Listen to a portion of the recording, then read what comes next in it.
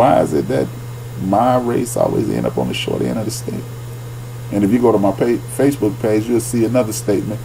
There's further affirmation of that. I posted a statement by Russian President Vladimir Putin, and I know a lot of people echo that statement. And then even though this has zero to do with football, but I ain't finna shut up and dribble because I don't dribble anymore.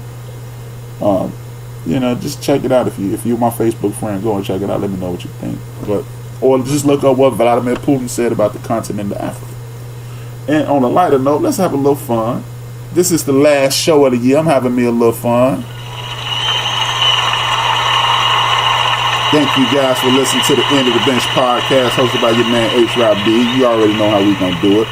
I'm about to get ready and do my Supreme Court of 6 men. It is the 1, 2, 3, 4, 5, 6, 7, 8, 9 top players and off the bench in NBA history. I'm gonna go ahead and pick a side, make it wide.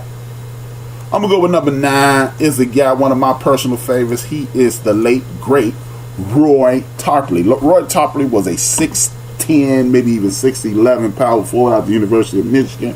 He was an unstoppable scorer, a big-time rebounder off the bench for the Dallas Mavericks of the 80s. Roy was run out of the league due to substance abuse. The irony is, the moment he left America, he went and played overseas for a few years and stopped getting high.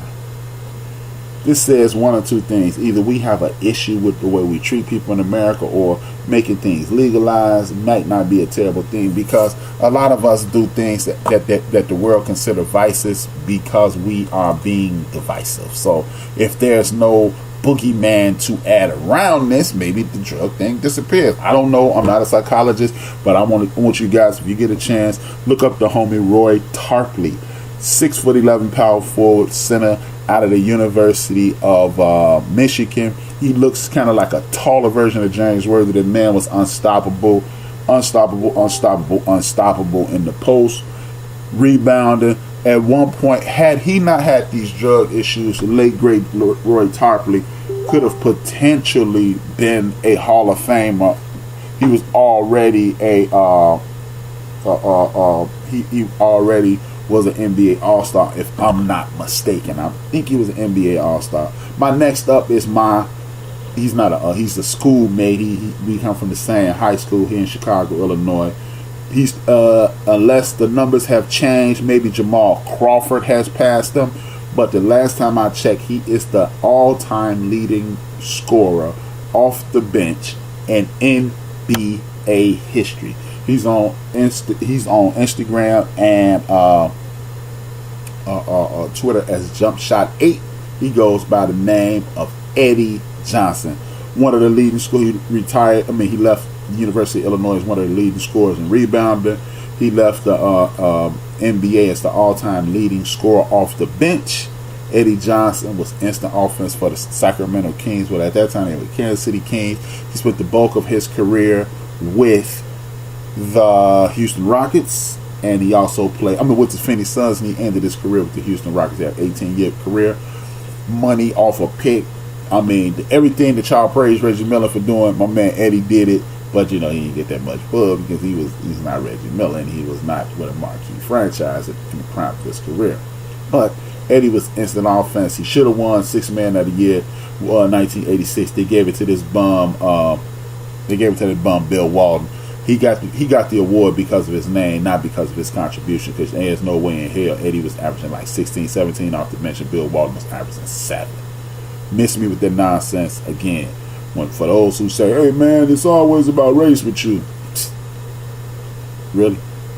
6 points? 6 Man of the Year? Miss me with that, man.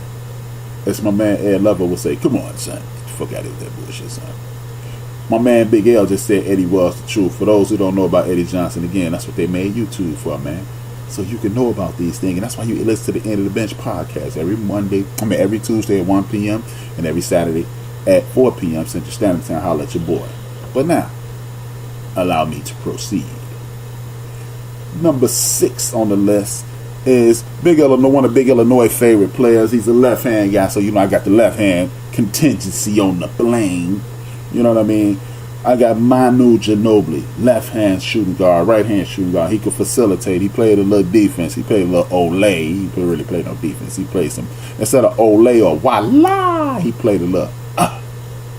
He played a little bit, but hey, big shot maker, big pass maker, big risk taker. You can see him dunk on people. You see him hitting threes. You see him drop slash to the basket, mid range. Ginobili is part of that Spurs dynasty with Ginobili, Parker, and Duncan. Ginobili, Parker, Duncan, and Robinson, and so forth and so on. So you got to give it up to Ginobili. The reason he's so low on my list is because he played his best years overseas. He is part of that last team that's probably going to ever win a gold medal outside of the Americans. So you got to give it up for Manu Ginobili being the number 6 guy in end of the bench history and off the bench guys. Shout out to those 3 guys. We move on.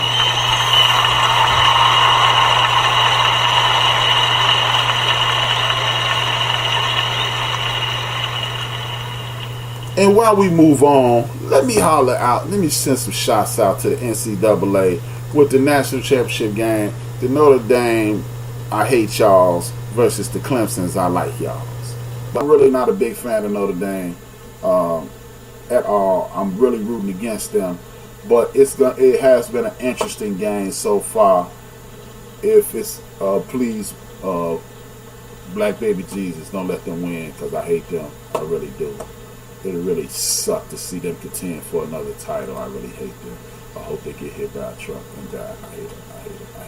But the Clemson, at the end of the first half, it's 9 seconds to go, or it might even be halftime. It could be late.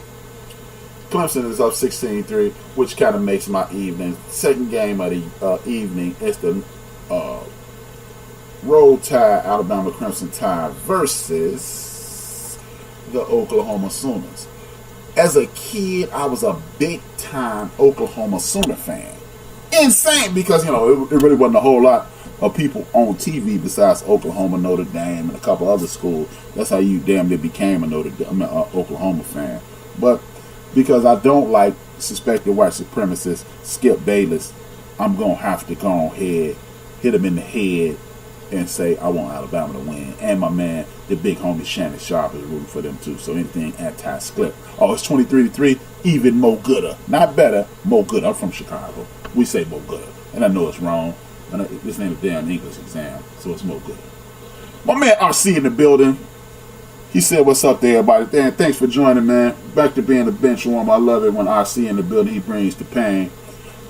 He said my man Bob McAdoo was cold coming off the bench with the Lakers in the 80s. But the thing is, Bob McAdoo spent the vast majority of his career as the precursor to Kevin Durant. Big 6'9" dude who could handle the ball a little taste. He couldn't handle it like Durant, but he was scoring all over the place. One of the more dominant scorers in NBA history.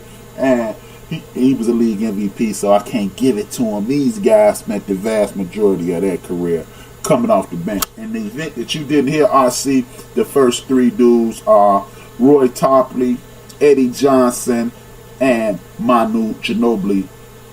And I might even give y'all the honorable mention, but I don't know. I don't want to mess up my own personal list, and that's how it is. Sucks to be y'all. It was a dope list too. Y'all should have heard it. I would tell y'all, but y'all not here with me. 23-3. My man RC with the correction.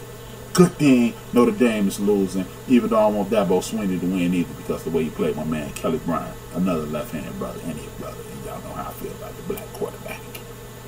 So, with that being said, let's proceed. But you know what? It was a few things that trips me out about this Alabama University of Oklahoma game. And the thing that trips me out is this constant conversation. Clemson doesn't really look good, though. Oh, man. Well, as long as they beat Notre Dame, they looking great to me, Big L. I really don't have a dog in the fight. My favorite football team is the Florida State Seminoles and anybody who's beat Notre Dame. There you have it.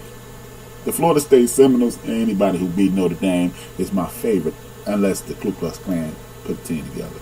And then I'll just hope a plane fall out the sky and blow up the stadium. But anyway. I was back to Kyler Murray, man. Kyler Murray, people keep saying he's in a precarious situation. Well, he could be the best player of this and best player of that. See, this is when your boy H-Rap has to chime in and say, man, get the fuck out of here with that, man. Remember, man, H-Rap is about that cake, that Skrilla, that money, that wop. And you're going to get the most money playing Major League Baseball.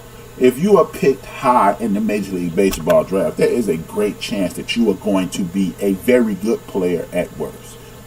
You know, I think he was picked, people say top 10, I think he was picked in the top 5. I really haven't looked it up. But, and it's not about always having a big, a big arm and all these power. You know, look, baseball is one of those games where you can excel no matter how big or how small you are. And then I have my man Lamar Rogers, former 8-year vet in Major League Baseball. He's gonna be on the show in a couple of days. Like my man Joe said, get all that money, young man. That's right, man. It's about that guap, man. Let's get this money, man. Murray will move the ball on Alabama. No, Big L Nostradamus. Big L is Captain Obvious, y'all. Y'all know that, right? Big L is one of my favorite listeners, man. I really like Big L, man. But fuck that. I just got to go against Big L, even though I agree with him. I actually agree with him, but Big L, my man, so I got to give him shit. Because if I don't get him first, he will be on here smashing me. We've been agreeing a lot lately, which is kind of scary. When you start agreeing with Big L, you need to start talking to God immediately. Nostradamus. If you get to talking if you get to agree with Nostradamus, Big L, I'm telling you, start praying. The apocalypse is on the horizon. Trust me. But Big L, my man. But I don't care if Kyler Murray do move, and I believe and I agree. And damn, I'm agreeing with Big L. That sucks. But I'm with Joel. Get that money, man. See, why must we always take the road less traveled? We need to start taking this road that's traveled. And the road that is traveled is the baseball road. And they talk, you know, I heard a dude, Andy Katz, which I actually like Andy, man. He was like, man, you actually will make more money up front with the NFL. You'll probably get a $20-25 million leg right off the bat. But damn that $20-25 million leg off the bat. Because let's just say, if Kyler Murray can come off like Alex Smith, which is a just below average quarterback, if it's 16 teams in the league, if it's 32 teams, he would probably be number 16 at quarterback. If he can be that exact same version of a baseball player, look at it this way. Andrew McCutchen, former league MVP, he got that guap from the Pittsburgh Pirates. He got that guap from San Francisco Giants. He just signed another $32 million contract or $60 million contract with the Phillies. You're not getting that with football. When you're 32 and you football, they talking about hit the wrap it up button. So I ain't trying to hear it. My man, Big L, swinging again. H-Rap is learning from Nostradamus, Big L. Maybe not. I'm hating. Hate. Wish all the bad things in life happen to you and only you. Hate. Silky Johnson in the building. But Big L, are you predicting the upset? He better not be, RC. My man RC asked us, Big L predicting the upset. He better not be. And then another thing in regards to the NCAA. For those who don't know, man, NCAA is my favorite sport. You know, even though it's politics and sneaker pimps. That used to be my intro on my last show. Politics and sneaker pimps. I want to talk about the quarterback out of University of Oregon, Justin Herbert. He's saying he's staying. And you know what, really, again, this is why I stay on the racial side of the game all the time. Well, not all the time. This is why I live over there. This is why I don't live over there. I got an apartment over there. Exactly. Ricky Henderson played till he was 95 years old. Actually, he was 165 years old, Joe. He played in the spotlight till he was 95. He kept playing after 95. He played another 70 years. But that's just Major League. He was 95. He kept on playing. He just retired yesterday, Joe. No bullshit. Hey, shout out to Ricky Henderson. He was born in Chicago. He wasn't raised in Chicago, but he was born in Chicago. That makes him a Chicagoan. Shannon Sharp and Sterling Sharp, too. Shout out to Chicago, because me, Big L, Joe from Houston, Big Ant, Big Red, everybody, we from Chicago, we represent hard. Big up Star City. And keep hating if you want to. But, you know, though, I haven't heard a lot of the fact that Dwayne Dwayne Haskins is immediately put at the top of the food chain in regards to quarterback.